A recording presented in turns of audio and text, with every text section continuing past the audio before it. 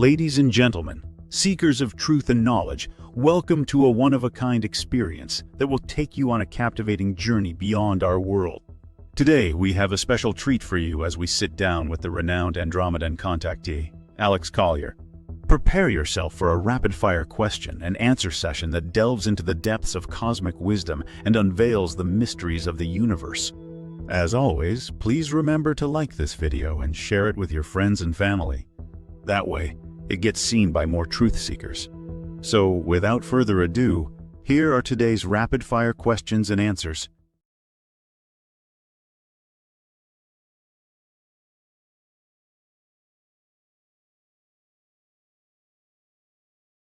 Please, ask him, speak about the infiltration in the spiritual community. Intuitively, it feels like it's been deep and widely targeted, especially with well-known so-called spiritual leaders.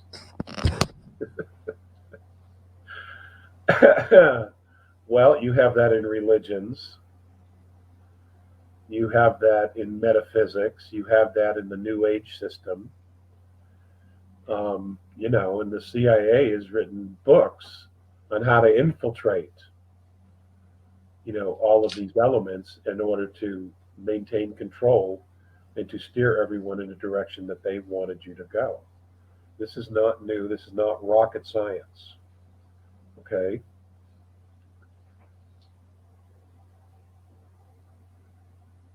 What it comes down to, and always has, is you listening to your inner guidance. Listening to your gut, your own intuition, and the things that you are able to make work for yourself.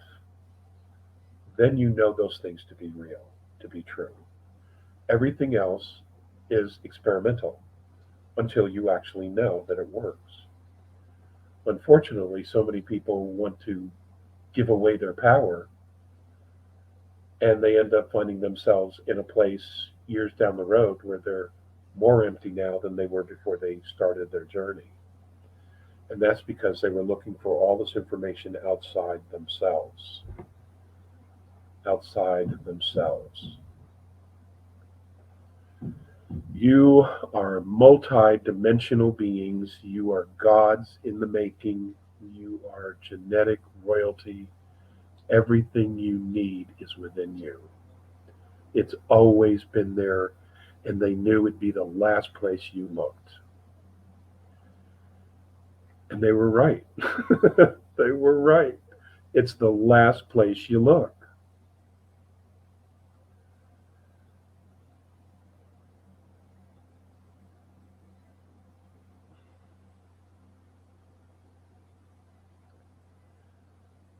You've done this before. You've done this before. Um, those of you who are here from fourth, those of you who are from fifth, before you came down here, you were not blind. You didn't have amnesia. You knew everything. You volunteered for this. Just remember, please. Okay? Just remember.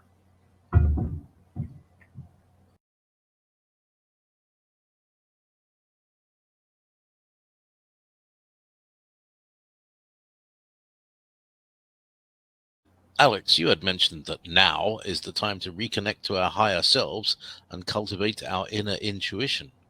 For example, men and women turning into their true warrior selves again to fight this evil. Can you share some examples of how we can accomplish this? Thank you.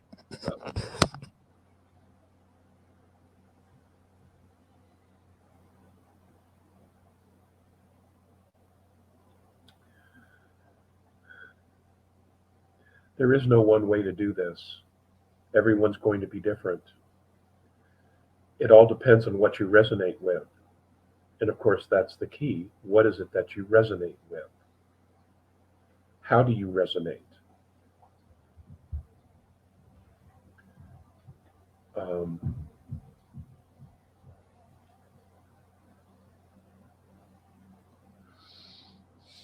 how many of us have stopped and asked ourselves, what is the very best version of myself that I can be?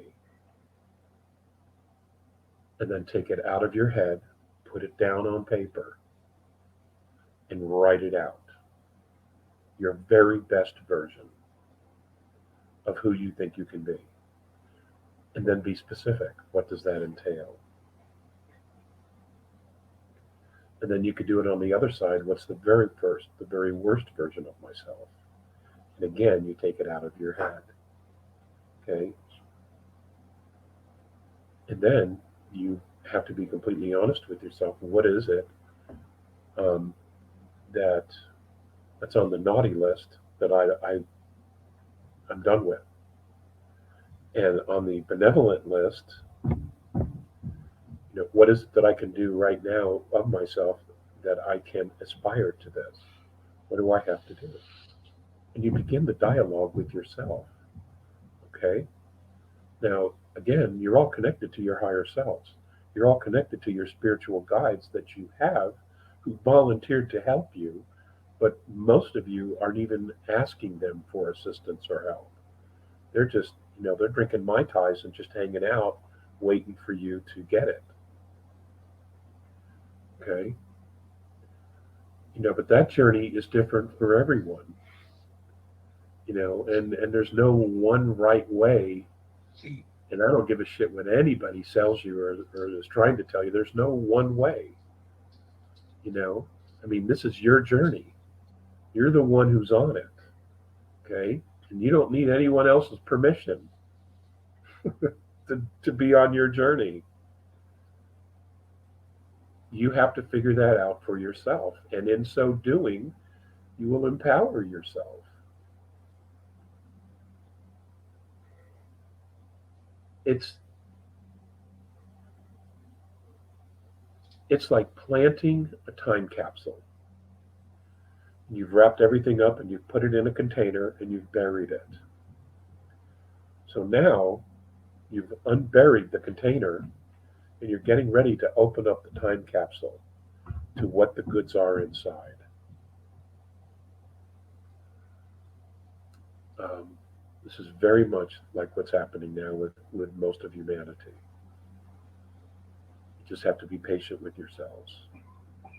Okay? No judgment. There shouldn't be any judgment with yourselves.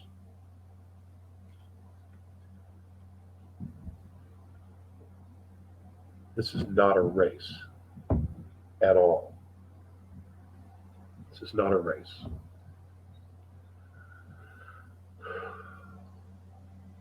This is a defining moment in humanity's history. And you're here because you're supposed to be here. And there are no losers. There are only winners. There are only winners.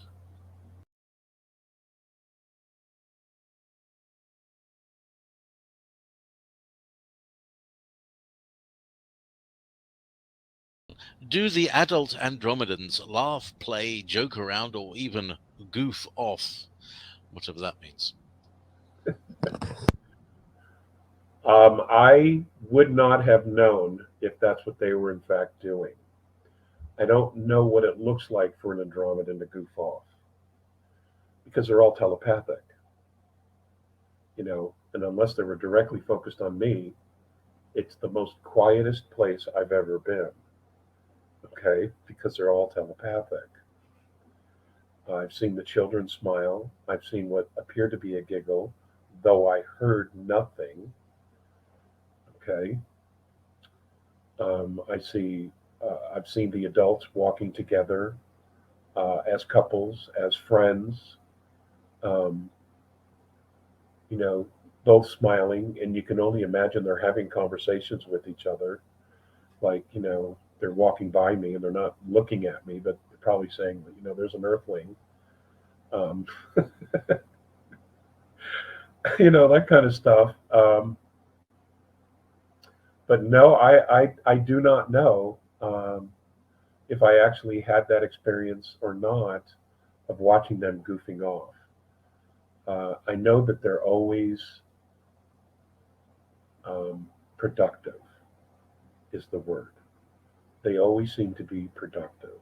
doing something with their time. Um, they have a thirst for knowledge, and they always seem to be doing something that is expanding their awareness, which I think humanity will get there as well. I think that's our true nature. I know it is of children. They would rather learn than eat, you know. Um, and I think we need to encourage that and actually teach them real things, real knowledge, not bullshit.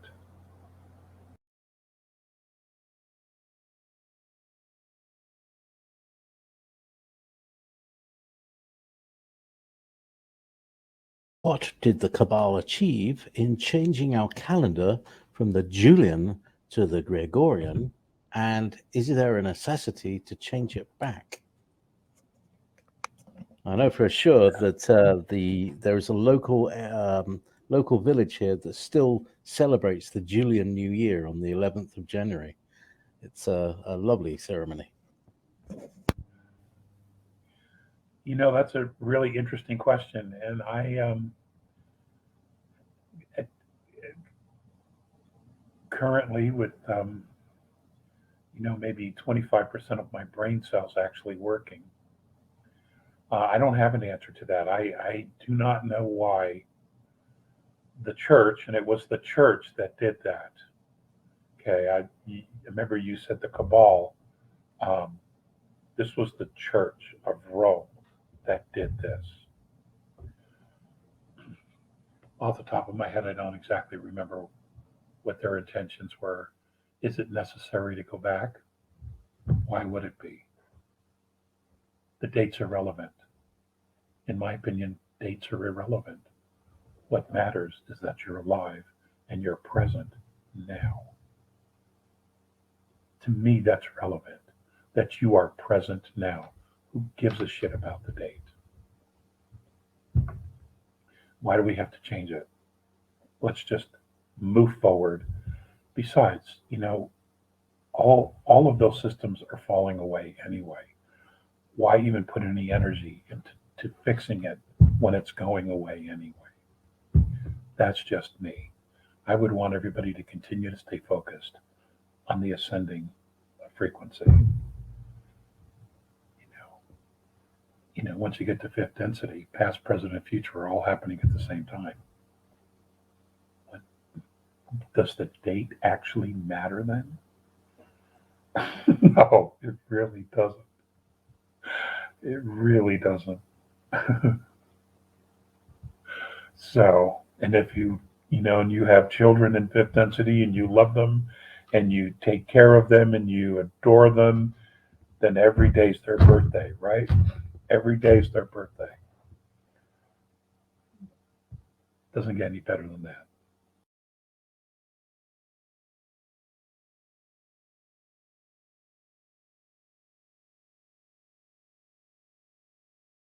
There has been much discussion lately regarding the benevolent star races that have come from within and outside our solar system to observe and assist in the liberation of planet Earth.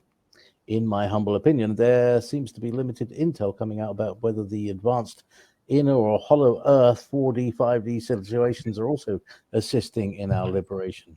Will they also be part of our first global contact? Can you elaborate on this if you're able?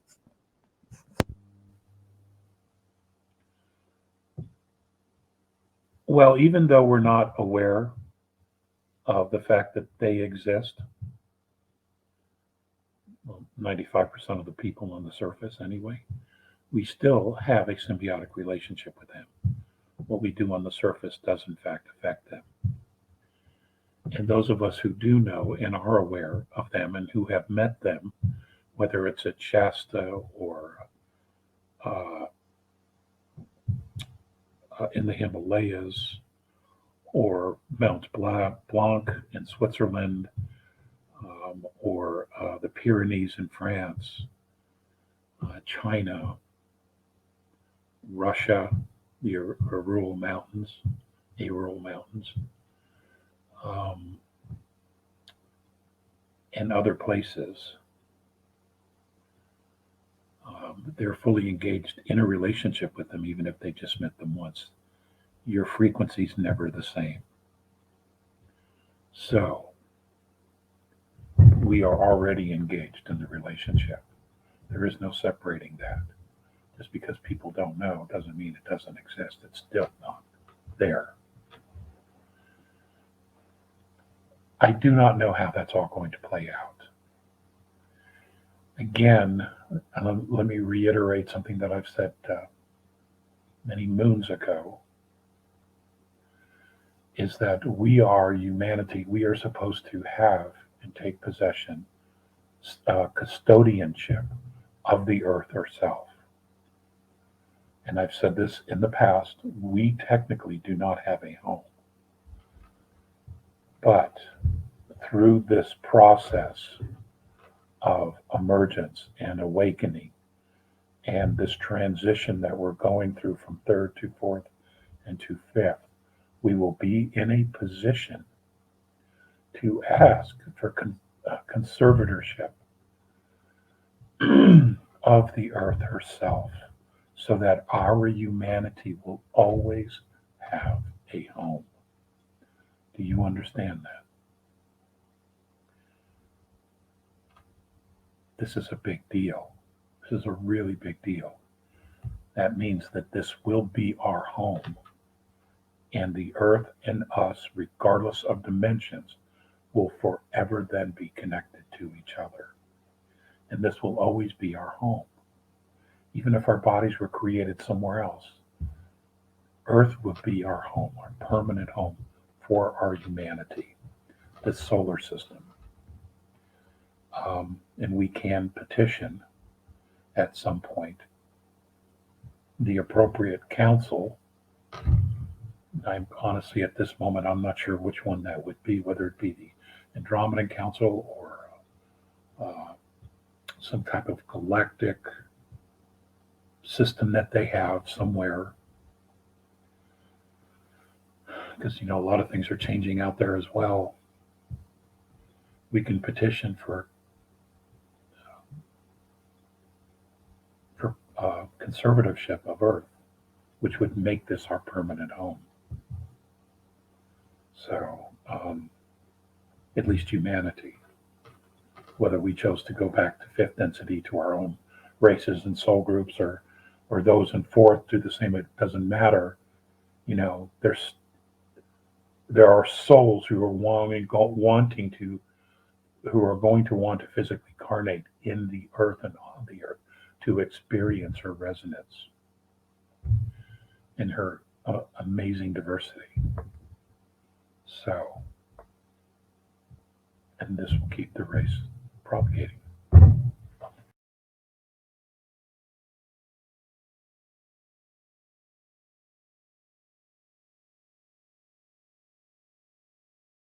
Hello, Alex. Has Morane given you information about how ETs will assist asleep mind-controlled humans to wake up from the MSM mind control?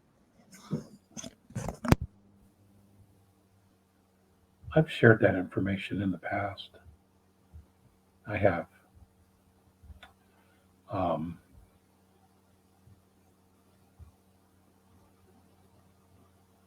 I've shared a lot of that in the past. The first thing you do is eliminate the issue, though, and that process has already begun. Is the elimination of the mainstream and the mockingbird press. That process is already well underway. When people are not being told what to do from an idiot box, after a period of withdrawals, and then walking around in circles, drooling from their mouth because they don't know what to do, they can't make a decision for themselves. At some point, they finally figure it out. And they start thinking for themselves. Imagine that, what a concept. So, I don't think it's going to be that tough, because there is going to be a lot of information, spiritual information, coming to humanity into the surface and the inner earth of the planet. That is going to shake us to our core, and it's going to shake all that denial, all that illusion off of us, like a crust, like rust off an old pipe. That's going to be a spiritual frequency. So it's going to be okay. It will happen. It's already beginning to happen.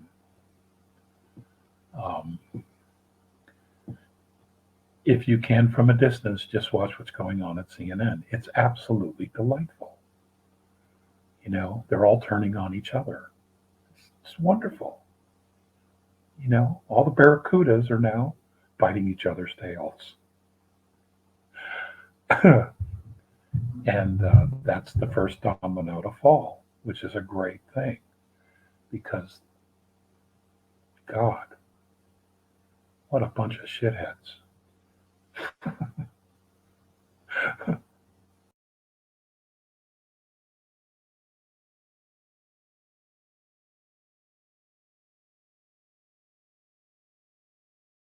Does the 5D universe look different from our 3D universe?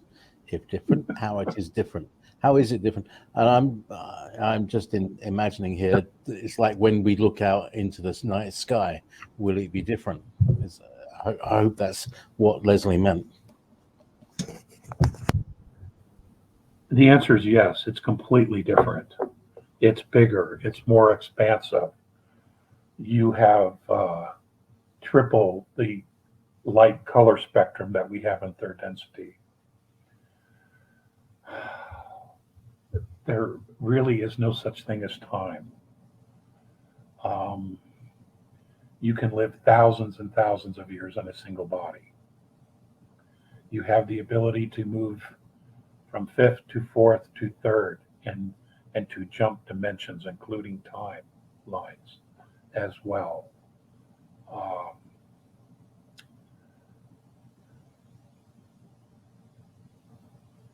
There in fifth density, one of the biggest things is that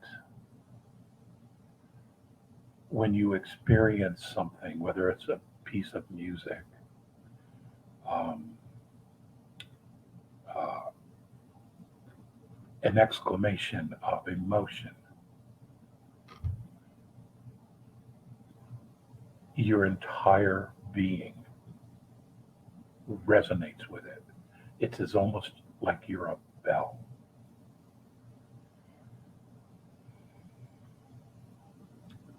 And there's also, because it's all telepathic, there is an authenticity there that I simply cannot say enough about. And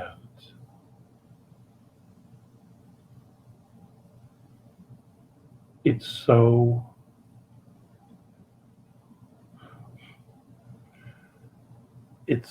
healing.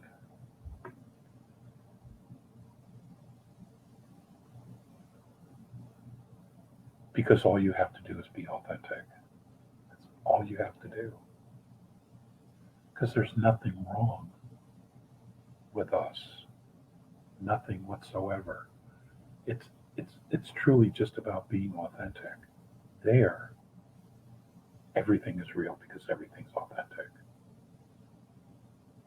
It's extraordinary. And I want to say more, but the words just aren't there. The words just aren't there.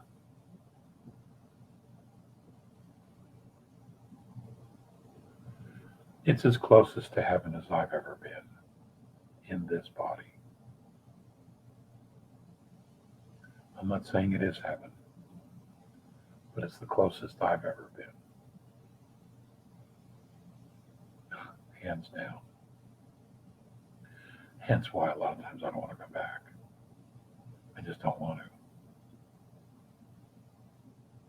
But here we are, climbing the ladder of ascension. get back to fifth.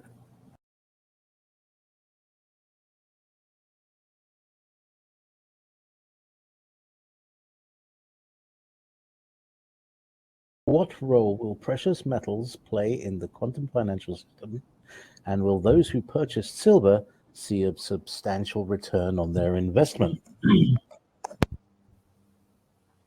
Well, Jason, I am not a financial consultant.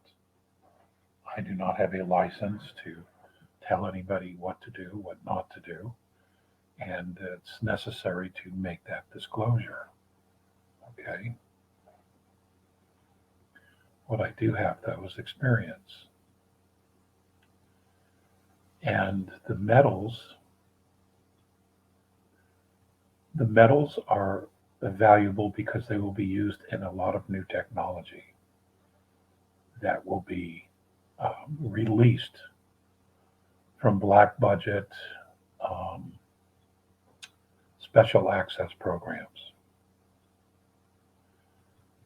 The key metal involved in much of those electronics is going to be silver. So will those who have silver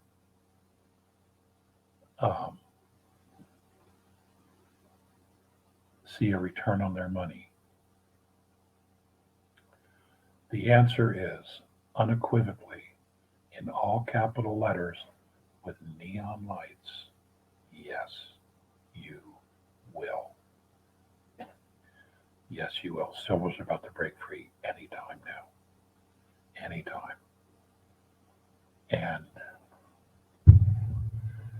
it won't take but weeks for it to get into the $200, $300, $400 range. Could happen that quickly. Gold has always been an interesting metal. It has a lot of healing properties. It can be used for electronics, but different types of electronics.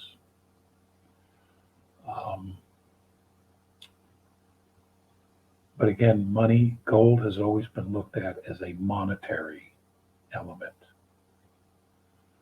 Once we move out of needing a financial monetary system, gold will be irrelevant. It won't really matter because we won't be needing it for that. Silver, however, as long as we continue to use and need some technology, we will need silver. So, yeah, which is why I told you all folks 4 or 5 years ago when we first started these webinars to start putting some silver away. I don't know if any of you have done it. Hopefully you have. It's important. It's always an excellent hedge, and the return the return on silver compared to gold should be higher in the long run because of all of its industrial uses. So that's my opinion. That's my opinion. There you have it, fellow truth seekers.